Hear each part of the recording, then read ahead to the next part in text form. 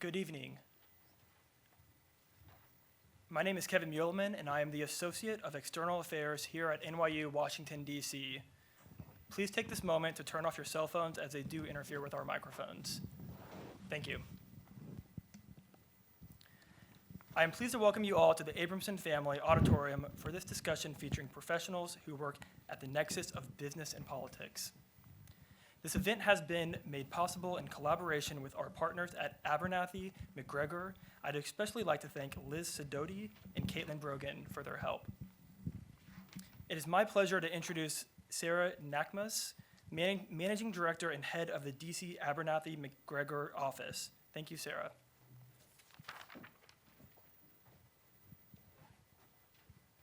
Thank you, Kevin. Good evening, everyone. Thank you all for being here. We want to thank the team at NYU for letting us co-host this event with them today.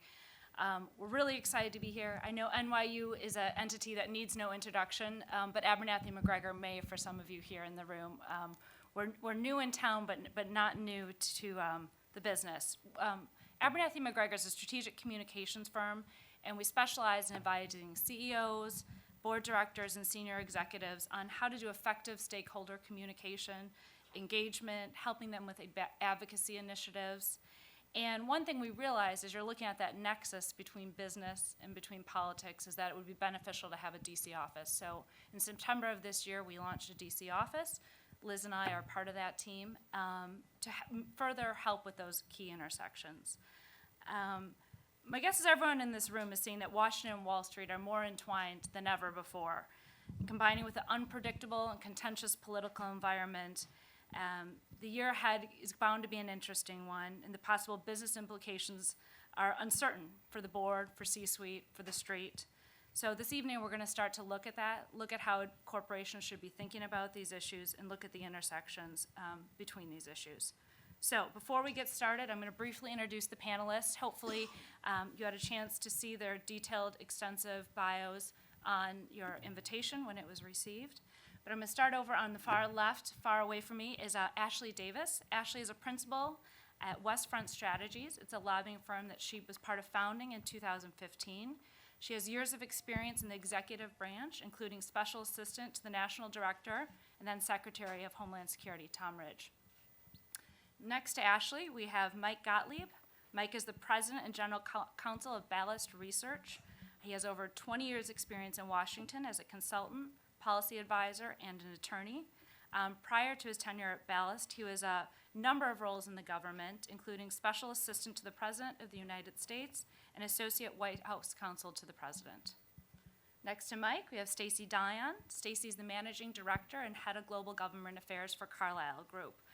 She leads the government relations function.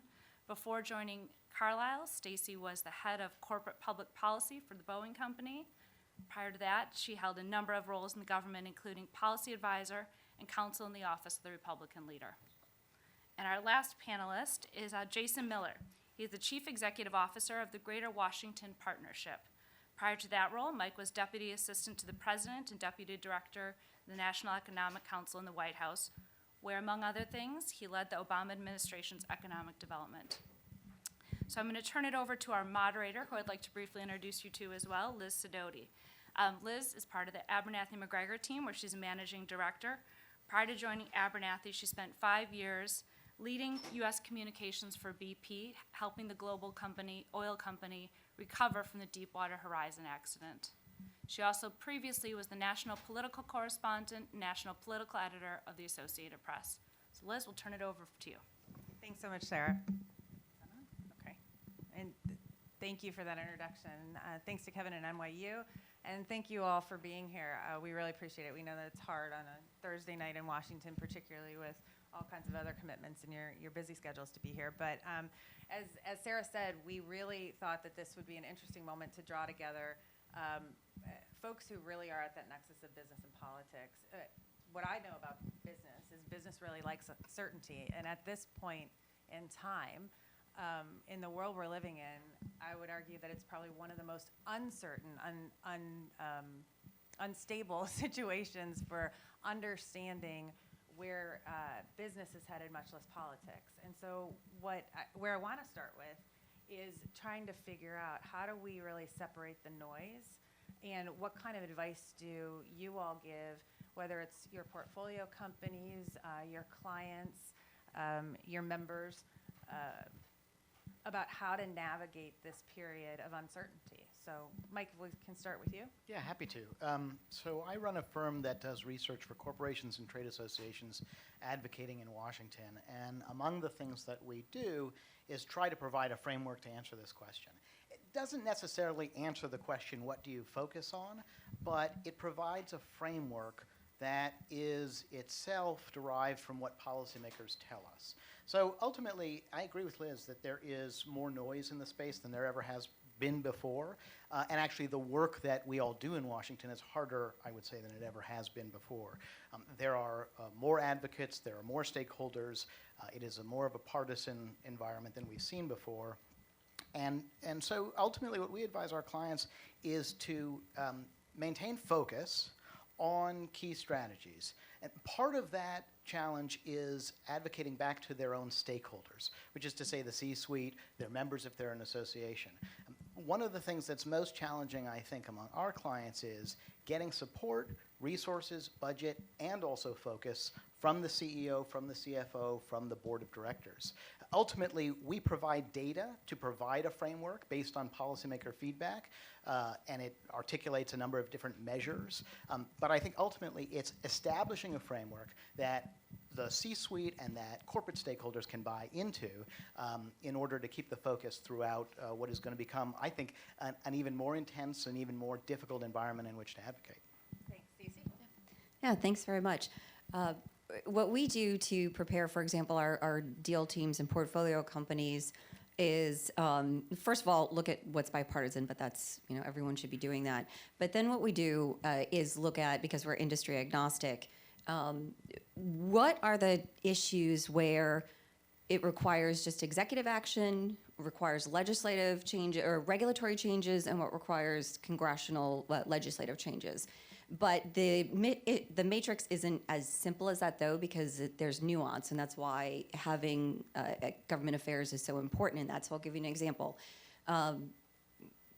Say Elizabeth Warren becomes president, and you basically, with a stroke of a pen, executive action to stop fracking on federal lands. Sure, absolutely, 100% she can do that. But would she do it given where the fracking is actually going on? Those are sometimes purple states, those are blue states, and those are held by senators that are Democratic. And it will have a huge economic impact on their state. So there are multiple stakeholders and considerations. So it isn't just black and white, and you really have to look into the nuances. And so it sounds like to me that you also have to look forward and plan for, you have to do a lot of different scenario planning based on how the electoral situation could shake out, and not just at the presidential level, but also at the statewide level. Ashley? Well, yeah, but I 100% agree with you. With the stroke of a pen, you can undo a lot of regulatory measures, but some of the things that Senator Warren's running on, some of the things that Trump ran on, some of the things that Bernie Sanders is running on, they can't happen without congressional approval. And so there's a lot of people that were like, oh my gosh, like life's gonna end if she gets elected or if he gets elected or whatever. But looking forward, if Mitch McConnell still controls the Senate, putting a tax, which you would know better than me from your background, putting a tax on the rich for Elizabeth Warren's going to be like really hard to do. And so she can run on that all day long, and that can, fluctuate the market or whatever, but like it needs congressional approval. So, I don't know if the American people really recognize the three powers of government. And so not only, like you said, a lot of things over the years have been done over executive action because it's been so partisan, but a lot of the other major issues that haven't been done is because you can't get it through congressional approval. Yeah. Jason, you run CEO of what I think of as an economic development engine for the region of Washington, stretching from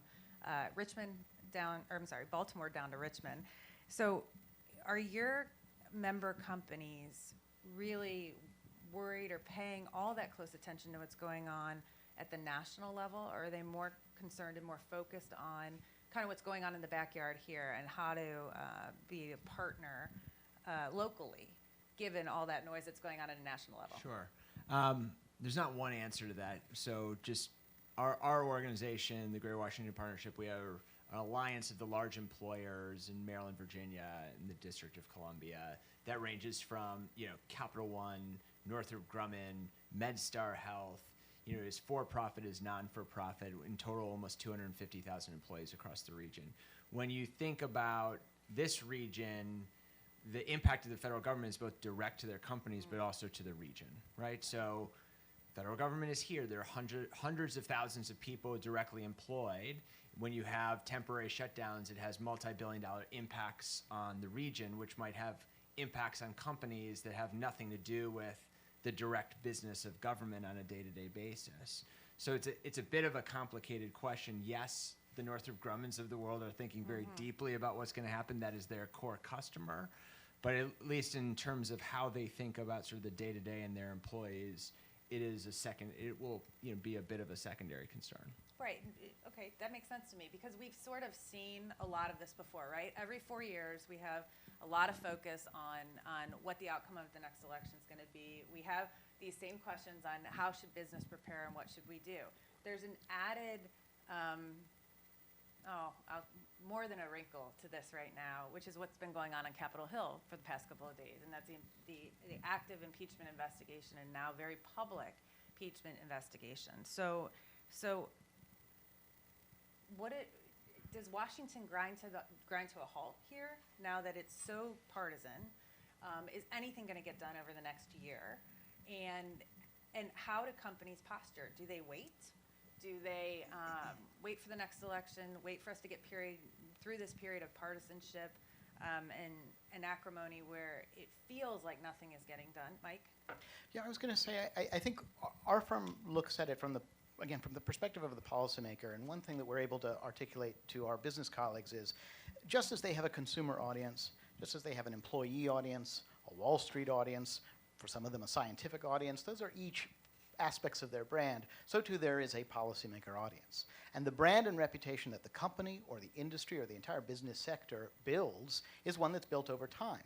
Whether that's during an impeachment or not, whether that's during a Warren administration or a Trump administration, there will, for the foreseeable future, be Democrats and Republicans. They will each have partisan views on those policy goals.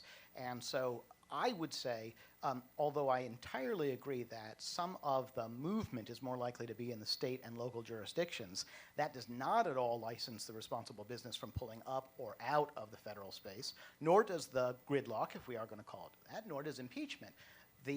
Just as you would not do that if there's a particular consumer market that is stagnant for the time being. You still have a brand and reputation in that market. There is still vulnerability if it is not strong, if you're not continuing to build on it. So I guess perhaps it's a bit of a punt, but I kind of think of it as the difference between short-term and long-term. Whether or not it's a Warren administration or a Trump administration or what have you, you're still going to have this spectrum of audience to engage, to win over, and to convince for the long term of your business. And I actually do think, and on just this last point, that the business community, for all of the interesting changes in responsibility that I think they're going through, the BRT letter, et cetera, has an opportunity to be a long-term stakeholder that is able to, based on credible data and evidence, articulate a policy perspective for the benefit of the next 30, 40, 50 years rather than either the next quarterly earnings or the next election cycle. Jason? Yeah, so I think there's sort of the question around what does business do related to 2020 election, and then how does business deal with what's happening in 2020? So I take them as two different things. And just building off of that, we're at a time where the trust in major institutions, including and in particular big business, is at almost historic lows. So you have, number one, trust in big business is at very, very low levels. The interesting thing is that the expectations on major institutions, including big business, is incredibly high. It's incredibly high from their employees. It's incredibly high from the communities in which they operate. It's incredibly high from their customers and their partners. So you have this interesting dynamic, no trust in the motivations of big business, huge expectations that big business needs to be contributing to society, needs to be doing things consistent with employees' expectation of working at a place that excites them and energizes them every day. And I think that's a unique challenge right now, and I think you see a lot of companies working through what that means, both in terms of how are we contributing back into our community in a more profound way than maybe 15 or 20 years ago we thought about, and then what are the expectations of our employees, and what does that mean for us as an organization, not just how does policy impact our sort of core business, but how do our views on policy, what we're doing in the community, impact our ability to attract and retain people?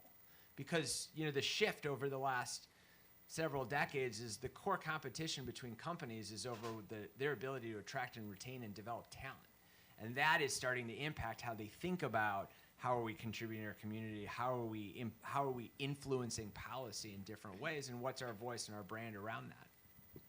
Sounds to me like what you're saying a bit is that there's an interconnection here that is at almost an all-time high between policy and the health of companies and how companies engage, and they're engaging in a policy space in a much bigger and more profound way than ever before, in part because their employees are demanding it. Is that right?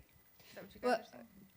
Not because their employees demand it. I think those of us, and first I want to talk about you asked about the impeachment hearings, where they're having no direct impact, obviously, on the business community. But what they are having an impact on is the calendar and the clock, because you're taking up valuable time to do committee business, floor business, and there are only so many legislative days on that side of it. So there are still a lot of really important, serious issues to reconcile with respect to government funding, Ex-Im Bank reauthorization, NDAA, and drug issues, pricing issues. And so it does distract from that.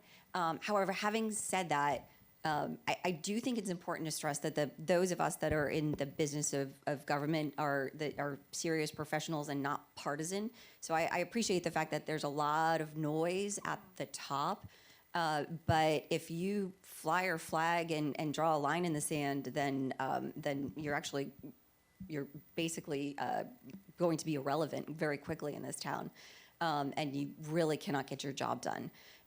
So with respect to the issues in engaging, I think it's a responsibility of corporate America and to engage in policies, because I call it legislating in a vacuum, and having been a former community counsel, I can say this. If you only taking opinions and thoughts for people that have think the same way you do, or just academia, or just the business community, or just this organization, it's probably one of the more dangerous things you can do. You do need to understand the issues in the entirely from a technical perspective, and then impact on stakeholders. And so from that perspective, corporate America is engaging, and they should engage. Quite honestly, it's their obligation to engage. So I'll give you an example. During the 2017 tax reform bill, we did a lot of modeling, because we're industry agnostic and invest across all sectors. And so we found that with all of the different components, we could actually model the impact on a healthcare company, or an industrial company, or a tech company, and providing that information to people is not a bad thing, and it's not nefarious, it's not self-serving. It's actually giving people to understanding what the real world impact is. Okay, so can we all agree that corporations have to engage in the policy space, right? But Ashley, what don't they get about that's Washington? what I was just gonna, yeah. What is the C-suite? What does Well- Wall Street not get about Washington? Well, and I think, all these guys know. I'm going through this right now with several clients in regards to the drug pricing legislation, which is a big deal in the House of Representatives right now. Nancy Pelosi is the leader of this. And like everyone in Washington knows, like this bill is going absolutely nowhere. But for my healthcare clients, I'll say you need to at least participate in the process in case parts of this bill get to be a part of a year-end package or whatever moving forward. But I think what you started to touch on, I mean, there's very few pieces of legislation that are going to pass. I think that everyone's going to do a year-end funding bill because no one's going to want to shut down the government during an impeachment. And then there may be the trade deal that gets done and the Defense Authorization Act. But I don't know if very many people remember what happened during Clinton. I mean, the Senate will shut down for 4 to 6 or 8 weeks starting in January if the House decides to impeach the president, which I'm 100% think they will. So Leader McConnell and the senators are all preparing to shut down for 2 months, which they will be in their seats Monday through Saturday from noon till 6 p.m. in front of Justice Roberts, who will be presiding over the Senate in a trial, like we're in, like a true jury. And all 100 senators are supposed to be in their seats and listening to this trial. And so there may be a very few committees meetings that will happen in the morning, but Washington will shut down and in regards to the Senate. But also, I look at it from a political hat. If I was Elizabeth Warren or Bernie Sanders or all these senators on the Democrat, six senators that are running on the Democrat side, are you in your seat presiding over the Senate impeachment of the president that you're running against, or are you campaigning in Iowa and New Hampshire, and whatever? And I think that Iowa's February, whatever, the first 2 weeks of February. So, I mean, it's just going to be chaotic, and I think that if you're preparing your business, going back to that, taking my political hat off, is even from a drug pricing perspective, going through that. If you talk to Mitch McConnell off the record or whatever, I know we're not off the record, but there's no way Mitch McConnell's bringing up a drug pricing bill in an election year, unless it's very tight and something that everyone can agree on. There's not a so there's going to be little done in 2020 as well, even if the first quarter is completely shut down by an impeachment proceeding. And I don't think anyone realized that Justice Roberts is going to be like presiding over the Senate. I mean, this is like crazy. I mean, I remember it from when I was 20 or 23 for Clinton, Right. but I mean, it's It's a historic moment. a historic moment. It will be, again, if the House votes to convict or votes to impeach, and the Senate then takes it up. Okay, so it's one of the biggest questions that we get, what do companies do in this situation? And do they just wait? I mean, we talked a little bit about this. I think what these questions have kind of brought to light for me is the real disconnect between Wall Street and Washington and the C-suite, and how how nothing happens in a vacuum anymore, that all three of those pieces kind of affect each other and need to be looked at holistically. So Ashley, I'm going to let you off the hook, and I'm going to ask Jason instead. But what do you think Washington doesn't get about business?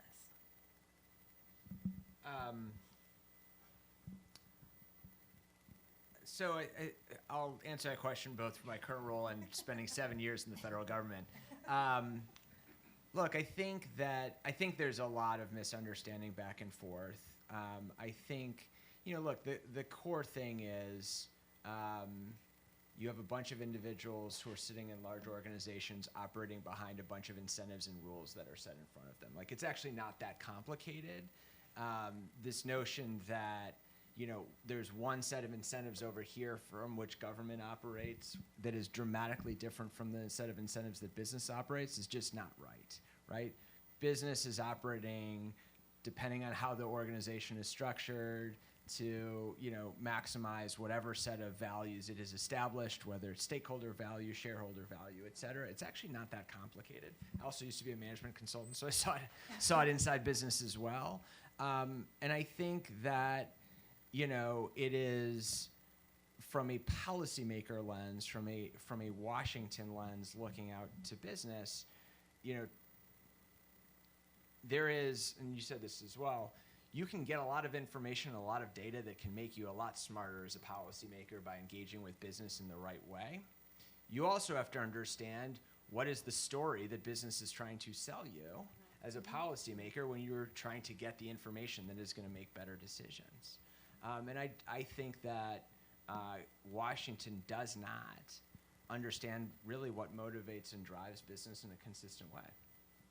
I don't know if you all agree, but I think that's, I think there's like an odd language barrier, right, where we use similar words that have different meanings. We have a set of incentives as individuals and organizations that we're trying to achieve a set of outcomes, and one side thinks the other is completely wacky, and the other side thinks the other is completely wacky, they're not that different. I mean, at least my perspective, having been on both sides, it's not that different. No, I'm sorry. Because I have a lot of clients that will be like, oh my God, if Congress doesn't do this by December 31st, like everything in my world is going to shut down. But like December 31st comes and goes and like everything's like okay. So I think it goes both ways. But there is a certainty in the market. Like I look right now with tax extenders. And so like people would love to know what's happening with tax extenders in certain industries, whatever it is. And if you talk to the corporate world, they're like, well, Congress needs to know that I need to know by the end of the year. But then Congress is kind of like, I don't really care, right? And so it's that given, it is that, I think what you were saying is it's that, oh my God, the sky is falling, but is it really falling? Well, and how do we bridge that gap? Go ahead. Well, so I'll say this from because it's probably the simplest and the easiest for what Washington doesn't get about business is a simple thing like what's feasible and not to implement for a business. Just something as simple as that. So, and by the way, when companies use the word devastating, I shut down immediately. It's like, it's not devastating. Stop saying that. But on that side of But it might feel that way. It might feel that way, through but their prism, just, right? just as unsolicited advice, never put that in a letter to Congress. But I will say this, and I'll give you something, it's a simple example, disclosure. So disclosure, let's say, for the types of benefits that you provide. I remember having this discussion. Well, just disclose your plan designs. Just disclose. Just tell us what it is. Just give it to your employees. You should be able to do that. Why aren't you telling them what all of the options are available? I said, well, because I have 170,000 employees and 600 plan designs, and I guarantee you they don't want to know about and things that they really aren't eligible for. So that's one side of it on that side. Some of it we just can't, data that we can't collect or do. And, it's simple as that, but I don't think that they understand feasibility. DC gets what's feasible and what's not from an implementation perspective. So, Mike, how do we bridge that gap? There's two different languages are being talked about, right? You have Wall Street speaking one way. So I think of that as the market. You have Washington speaking another way, kind of that non-market world. And then we haven't even talked about the internal politics of being in the C-suite, right? So 3 different worlds. One could argue 3 different languages, not just 2, and a lot of talking past each other as it relates to Wall Street and Washington. So how do we bridge the gap? So I agree. I think there's a language gap. I think there's a cultural gap. I think it's also exceptionally noisy in this space. So even if you didn't have the language gap, even if you didn't have really different kinds of training and different kinds of incentives, it's still impossible to talk to each other in today's environment. Impossible is hyperbole, but it is very, very difficult. How do you bridge it? I think there are 2 ways or 2 categories that I would suggest. First of all, relationships, which has always been true. That means showing up, that means being credible, that means having authentic relationships from which you can form the basis of conversation. Second is substance. And to the point that, or just to unpack the very question, what does Washington not know about business? What does business not know about Washington? The premise of that question is that there is an information gap between these 2 very important, powerful stakeholders. identifying what that gap is and, I dare say, being helpful to one another so that the businesses who are advocating on behalf of policies that are helpful to their bottom line think first and foremost, what would be helpful to the policymaker to understand this position?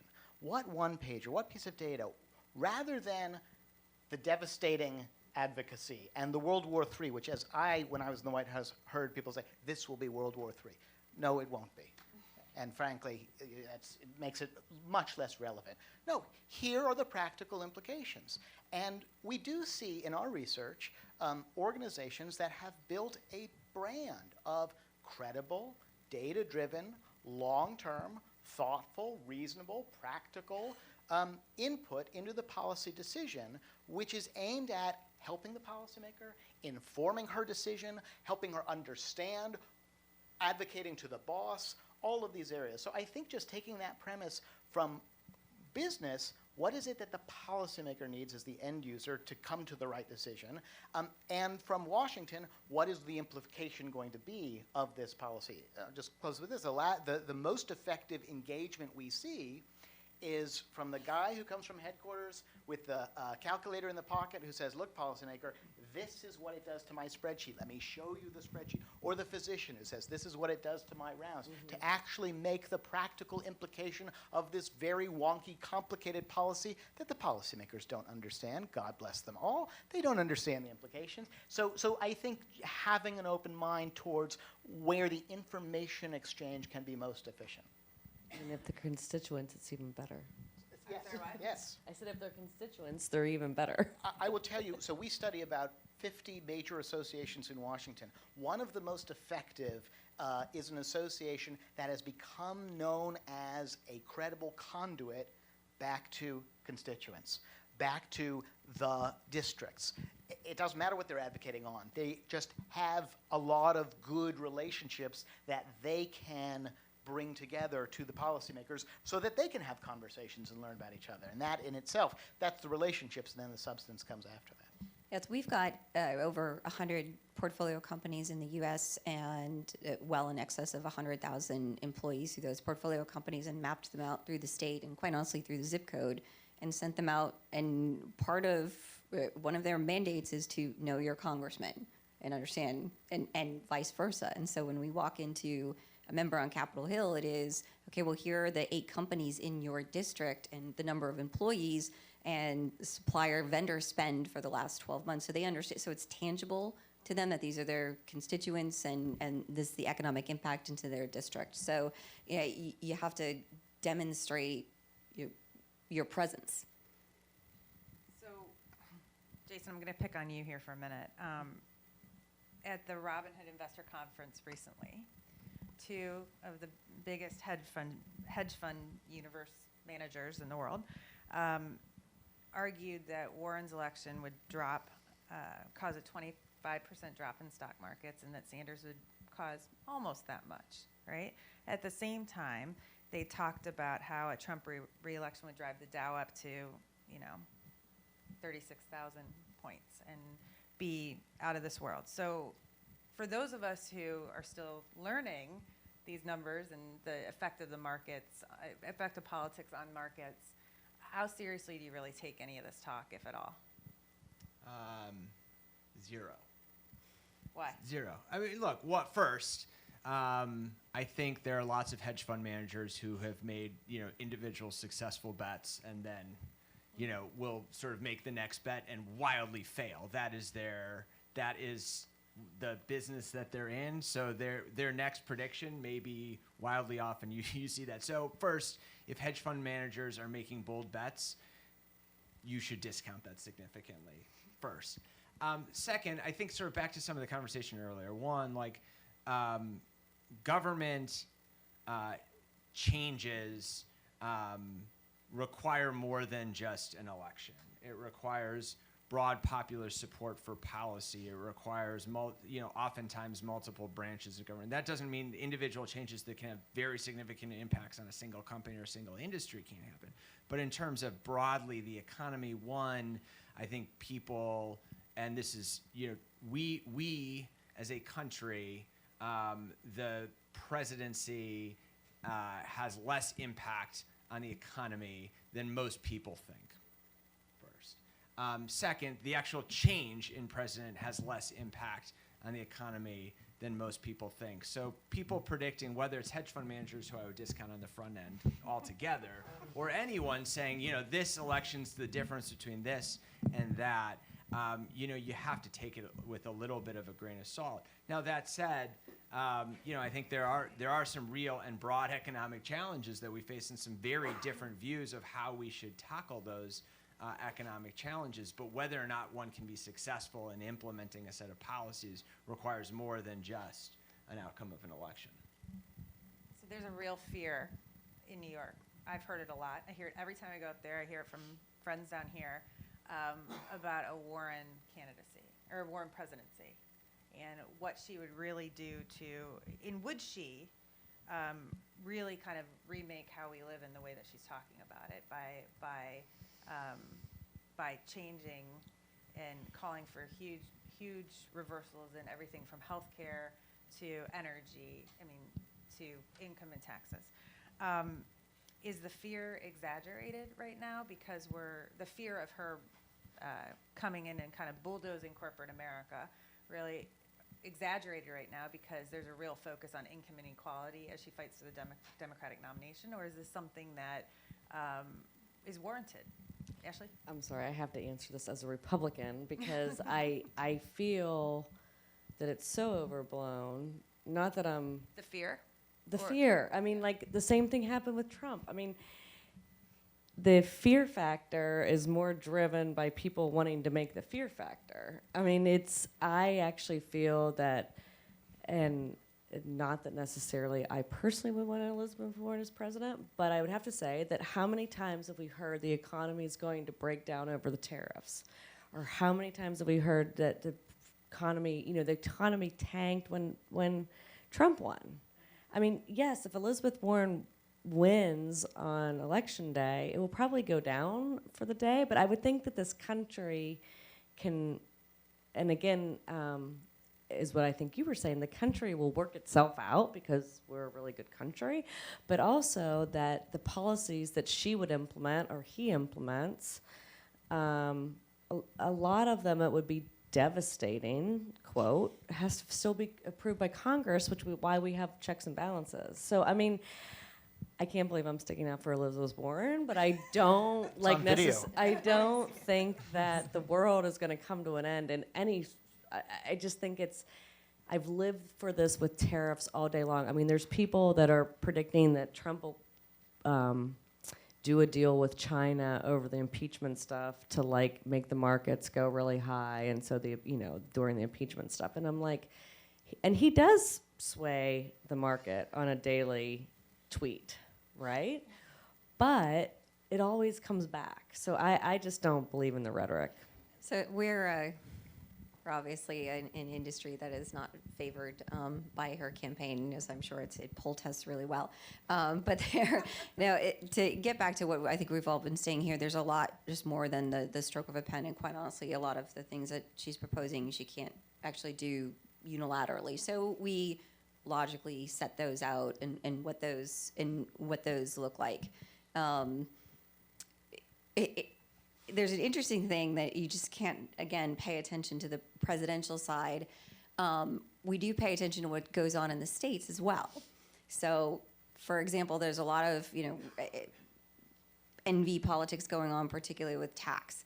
But, okay, let's talk about that and what happened earlier this month with tax issues, because there were a lot of ballot initiatives in some very blue and purple states. And while everyone talked about Kentucky and the governor, we took a look at the tax ballot initiatives in these states. I was actually wildly surprised. Every single ballot initiative in Washington State, Colorado, Texas, things are from your purplish to your blue, increase your tax to pay for infrastructure or this or that. Every single one of them went down. So it gives you pause where you say, where we're gonna, we'll increase the tax, but we're gonna pay for all of this, and you're gonna get all of these you're gonna get all these transfers and this. But gives you some pause when you actually come down to it. Do the voters really want it? It's an interesting question, but these are the nuances I think people need to pay attention to more so than the message testing and what polls great. And I think, if I may, also we get sometimes seduced into the zero-sum game. So let's say the vote doesn't go, or the ballot doesn't pass, or Warren is not elected.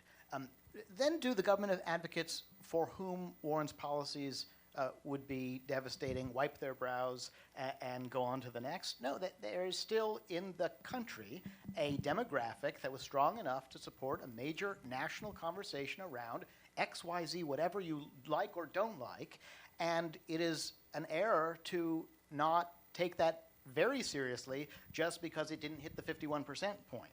And I think people learned this after the Trump administration took office, and I think it would be error to not take seriously all of the elements of the national conversation that are going on in an election year and really take that back to the boardroom and say, regardless of who wins, what is our approach? What is our argument? Regardless if everybody's talking about impeachment for the next 6 months, it's not going to be every second of every day. And in fact, that national conversation is going to surface all sorts of other things about whatever may be important to businesses. And so I just think, again, for the long-term strategic approach, if Trump had not been elected, there still would have been a large sentiment in this country that is pro the current administration's policies. And I fear that it's only when the election, it's only when that individual is in office that people are really forced to confront those policies, and that's not strategic. Jason, you had something? Yeah, look, I think we're talking a lot about, elections and public perceptions and polling and things like that. I think it's important also, and you've seen companies doing this. Let's step back and look at what the economic situation is, right? And this speaks to some extent to the BRT statement. If you look over the last 40 years, 40 to 45% of our country hasn't benefited, and to some extent is slightly worse off from a period that's had meaningful economic growth, right? That is a challenge. There are different views in terms of how we should attack that challenge, but we need to reflect that some of what is happening, some of the uncertainty in the moment is not just who are the individual politicians and what are they for, but is our system working in the way that we expect? And what's the role of large institutions, including major employers and businesses, in trying to improve the performance of the system overall in a thoughtful, beneficial way that actually creates the outcomes that we've been espousing that we want to create as a country, as an economy, as a community. And I think that influences what kind of uncertainty. It has definitely influenced the polarization within the country. And it underpins what are the kinds of conversations and the things that someone might want to take on, whether that's at the federal level or at the local level. Stacey, did you have something? Are you good? Oh, I'm good. Okay, That was okay, great. no, That was sorry, I fantastic. thought No, you I were trying agree. to get in there. I I was agree. like- No, I agree wholeheartedly. You're right. Awesome. Well, I'm mindful of time, so I want to open it up to the audience. If you have a question, we welcome your questions. I could sit here and ask my questions all night, but I'd rather hear from you. So if you have a question, feel free to go up to either of the microphones and ask the questions. We'll take some from there, and if not, we'll continue. Thank you. I'll ask a question. I'm old enough to remember the 1970s, the oil embargo, and the first time the federal government started talking about improving gas mileage in cars. The American car makers all got together and lobbied to try to change that policy. The Japanese car makers thought, hey, this is not a bad idea, and they went ahead to implement the policy. At the beginning of the 1970s, you would occasionally see a Volkswagen, maybe a Mercedes, but you didn't see any other foreign cars on the street. Today, it's very different. Maybe I realize your jobs depend on this, but should companies worry that much about policy, or should they worry about providing value for their customers? Jason, you want to give that a shot? Yeah. Yeah, well, I can speak cars and fuel efficiency standards all day as well on top of that. But yeah, I mean, look, I think, definitely my board members, most of whom are CEOs of publicly traded companies, the thing that they're worried about, the top of their list is not what is federal policy. It is not the number one item on their agenda.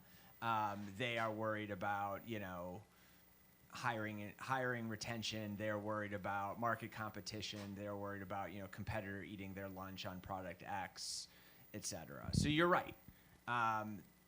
Problem number one should be, let's actually provide a product or a service that people want to buy. Let's provide a workplace that we can hire and retain the best people to make a better product and service. And for the most part, that actually is thing 1, 2, and 3 on most CEOs' agendas day in and day out. I'd add, if anything, I think across our clients, perhaps our business clients don't care enough about policy, or don't understand it or its value proposition in the same way they attach to general counsel's office. So if you ask most CEOs, does policy matter? Yes, absolutely. Does it affect your bottom line? Yes, absolutely. How? Well, I mean, something passes and it's good for us. It doesn't pass, it's not good for us. Anything more specific than that? No, I'm not interested. Oh, we're going to cut the GR budget 30%. Okay. We're going to cut the GC budget 30%. Uh-oh. Wait a second. Those are my lawyers. They're the ones that keep you out of trouble. So I think we, as an industry, as it were, of advocacy professionals, have done a very poor job of communicating the value proposition back to the C-suite. And that creates a situation where they don't always understand what I think you beautifully articulated, which is the role of business in policy to essentially help get to the right answer. Now, should that answer be governed by value proposition to the customer? Yes, principally, but also other societal values. So I think one of the things that we are seeing now, especially in the trade association space, is more demand from business stakeholders who are getting more demand from their consumers, more demand from their employees about what the value proposition of policy and advocacy is and how it actually works. So I need to step in here as someone who who actually quantifies it and for our folks. So I agree, and I think the answer is it depends. Quite honestly, it depends what your industry is. I would argue that defense contractors care very much what happens on Capitol Hill or others. So there's a spectrum. There's a spectrum. There's a spectrum on that, but there are lots of impacts, in terms of whether it's an R&D credit or something along those lines. Quantifying your function is an important thing if you are in the business of government and in a government affairs professionals, and we do that quite often. So if we didn't help with this regulatory change, it would have cost X. If we did get this, it saved this. And so communicating that back to the C-suite is something that is basically a requirement. And if your government affairs professionals aren't doing that, or your consultants, then you need to get new ones. Yeah. I agree. Immediately, right. But do you think that's more recent? Do you think 10 years ago? No, it was yes, because look at Walmart. There's- Walmart had a wait. crisis 15 years ago. They didn't think they needed representation in Washington Or until Microsoft or Well, so or wait. Facebook.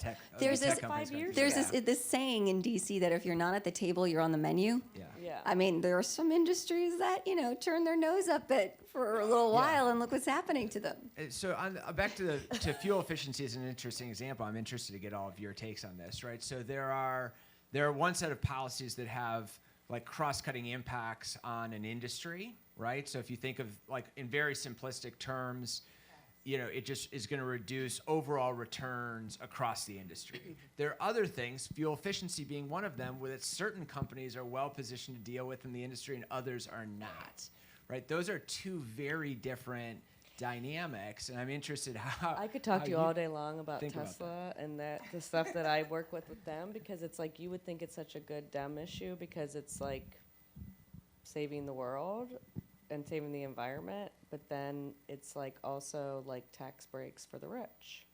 And so like it's like so amazing that there's one side of the hill that's like, okay, yeah, we believe in like whatever in regards to the environment, but the other side it's like, well, you know what, we're not giving you guys a tax break to do that because only rich people can buy Teslas. Anyway, this guy needs a technical question. I'm sorry. I'm happy listening. No, please, go right You ahead. all are smarter than me. And No, please. I guess I'm curious about your reaction to the thing. I think it came out of the Business Roundtable, where corporate executives talking about the fact that maybe corporations shouldn't be nearly focusing on increasing shareholder value, and that somehow there's a responsibility in a corporation to pursue some broader societal benefit or whatever. And I'm wondering how much you think that, frankly, is garbage, or it's something that will really make a difference ever. So my co-CEO signed it, so I can answer that question. Quite honestly, the letter is years too late that they memorialized it, because having worked in government affairs for corporations for the last 11 years, we've been doing these things all along. The idea, I think there was the notion that your company doesn't care about your employees or your customers or the communities that they're engaged in is just absolutely false in my experience. And I think about all of the community engagement and benefits that go into what corporations do across the country. I mean, if you think about it, it's everything from who's on the ground with volunteering and planting trees and your turkey trot to the local hospital sponsor, children's hospital sponsor drive. And so this idea that now all of a sudden they're just starting to think about being a good corporate citizen is wildly false. The problem is they did a terrible job of telling people about it. Let me push back on that, because I listened to some, the argument has been made, I'm not going to take credit for it, that's easy. That's easy to do, and corporations, in effect, pay nothing for that. If they really cared about societal interests overall, why aren't they lobbying to raise the minimum wage? Why didn't they lobby against, perhaps, excessive corporate tax cuts? Why weren't they lobbying toward things that might address the obvious income inequality, rather than, they can go out and give away free turkeys? No, they do. So I'll give you an example. And these are all anecdotes or things like that, and we can argue about who bears the burden of a corporate tax cut, which is ultimately a worker, the labor, which has been proven time and time again. But I'll give you an example of what a lot of, I would say, your Fortune 250 do with respect to retirement benefits. They fight very, very hard to ensure the retirement security of their employees. That it's the funding ratios, automatic enrollment, automatic escalations. Employers are the ones who are innovating on that side. Now, I can do it on the healthcare side too. With respect, employers are the ones who innovate with respect to outcomes, whereas there are some parts of industries that make money off of you seeing a whole bunch of different specialists. The business community are the ones that going into, because they have 10,000 employees and they can go into these places and say, I'm not paying you until you improve your outcomes. And that I worked for a company that did that, and there was actually a 20 percentage point reduction in costs, which they shared with the employees for things like making sure that the most chronic issues were taken care of up front. And so companies are innovating where they just quite honestly do a terrible job of telling people what they do. And if I may just add, in particular, I think the policymaker audience. So I think some of the reputational work and branding has been stronger to consumers and not to policymakers. There used to be something called a company town. There no longer is a company town, and therefore, how does the company? Washington. Well, yes, that's quite right. Although less and less, right? As a lot of dynamics take over in the city, but how does the company clarify and articulate its long-held responsibility and investment and corporate social responsibility to the policymaker community? Among our audience, that's never been, or among our colleagues, our clients, that's never been a priority. It's mostly been consumer focused. This is what our consumers want us to be as a company, and then this is what our employees, especially in the tech sector, demand of us, which now leads to chief executives tweeting out policy positions on all sorts of things that don't necessarily have to do with the bottom line. But where is the engagement with the policymaker, who I think until recently businesses didn't really think necessarily cared about the corporate social responsibility, and now, based on our research, increasingly do. Now, there's a lot more research to be done on how and why and in what framework, but I do agree that it's not new that businesses are invested in or concerned about their stakeholders, which are also constituents, but the business community, especially in Washington and in policy circles, has not done a very effective job of communicating it. No?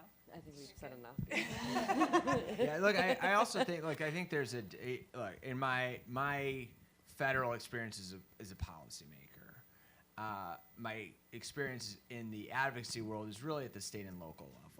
And I think, and some of inherent in that question is, is an organization's incentives aligned with, what whoever the asker of the question thinks is the right public outcome.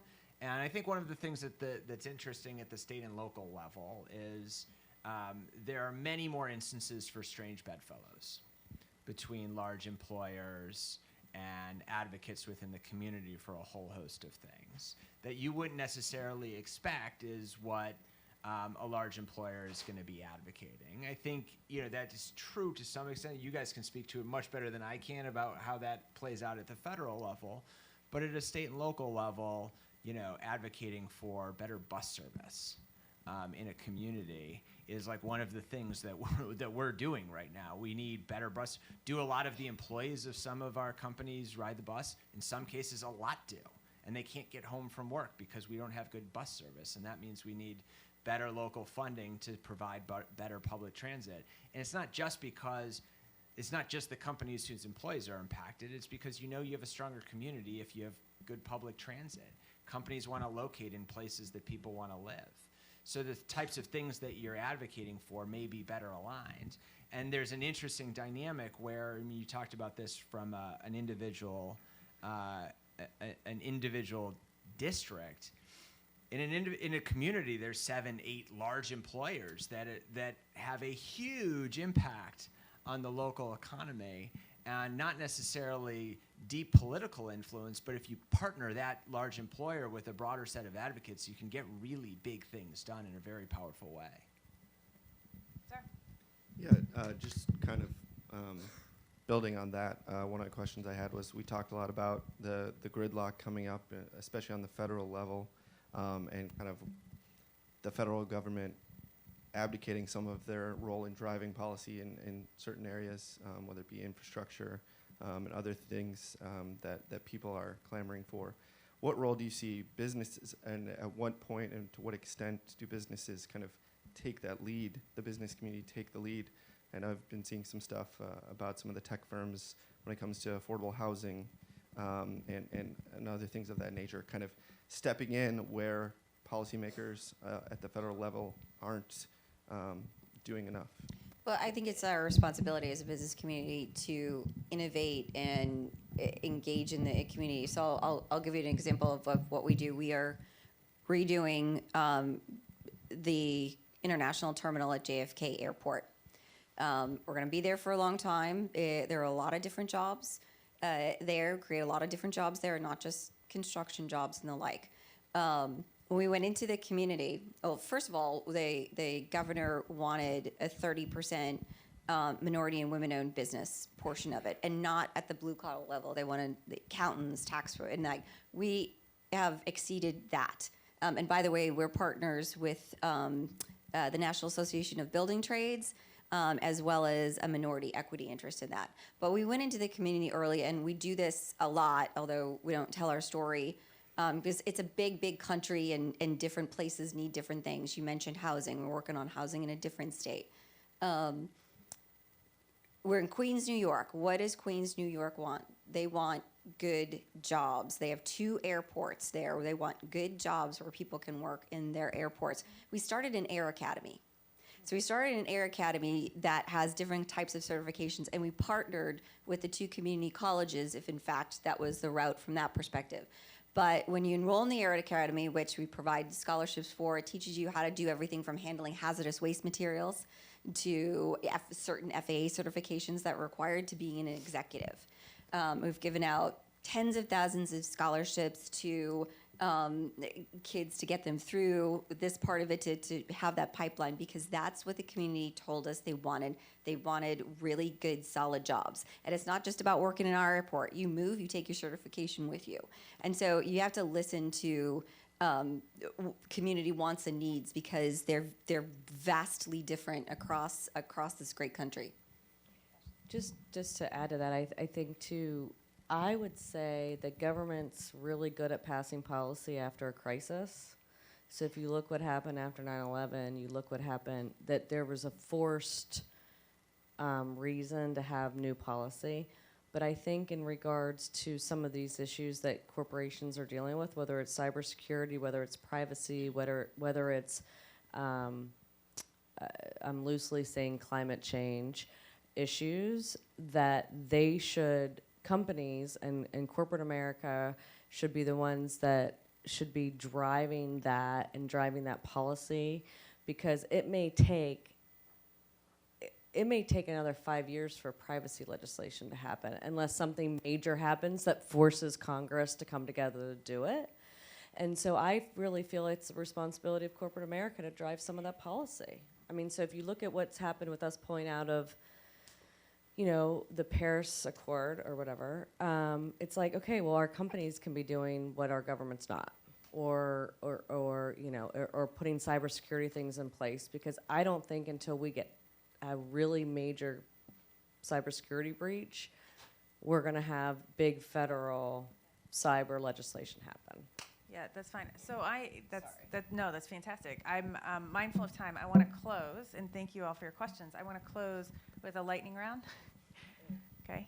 What's the one thing each of you are going to be watching for over the next year as this presidential and congressional election plays out, as impeachment goes on and all this uncertainty we've been talking about all night? Jason, we'll start with you. I'm gonna watch how my kids get a year older. I was just going to say, I was like, I'm going to watch my son's hockey game because it will be more interesting. I'm not going to watch what the pollsters say. Okay. Okay, that's telling you. fair. Mike? So this is such a cop-out, but I focus on policy and not... Wait a minute. You're saying yours is a Yeah, cop-out? well, Did you sure. hear that? Yeah, we're talking about kids.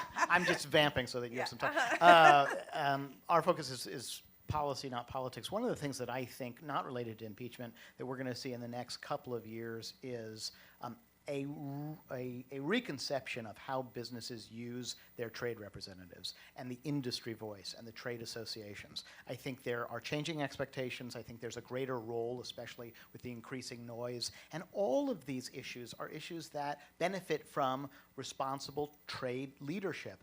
So I think that's something, maybe not in the next year, but the next several years that I'm going to say something for real that's a little Pollyanna-ish. I will too. Not that you went for real, I mean about my son.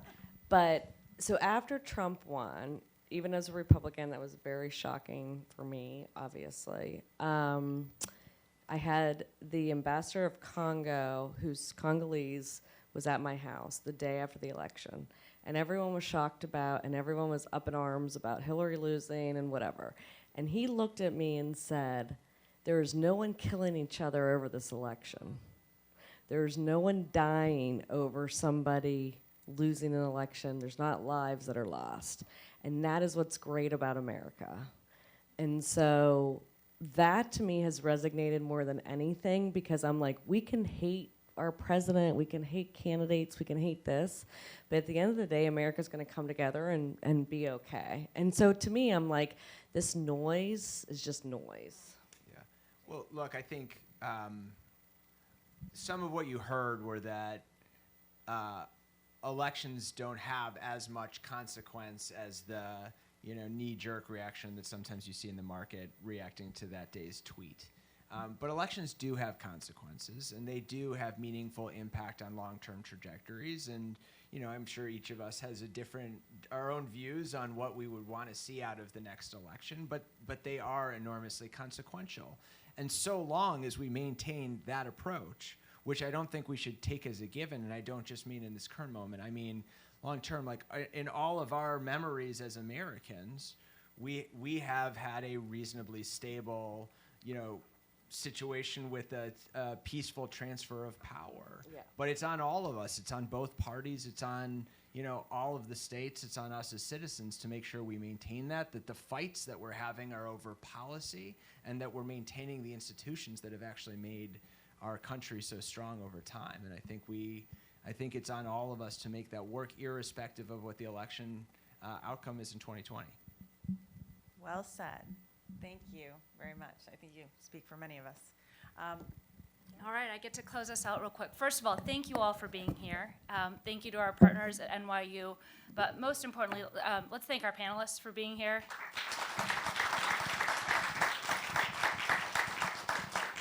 I think we really had a fascinating conversation, right, on how business and how DC are connected, where they're not connected, what that nexus looks like, how it could be better, how to make sure it's not devastating in any way or fashion.